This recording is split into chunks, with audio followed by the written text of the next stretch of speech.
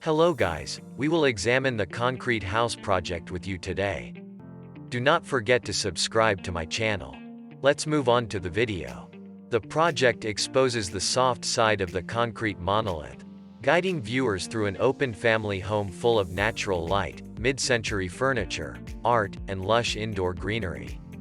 The raw surfaces of concrete walls, steel industrial fittings, leather antiques, and personal treasures change in color and contrast depending on light levels, adding depth and texture to their surroundings.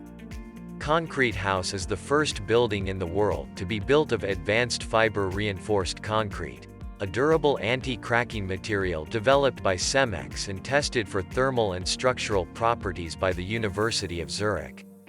The concrete's fiber composition means it does not require reinforced steel bars to strengthen or hold the structure, making it the first concrete building in the world to be built without rebars in the walls.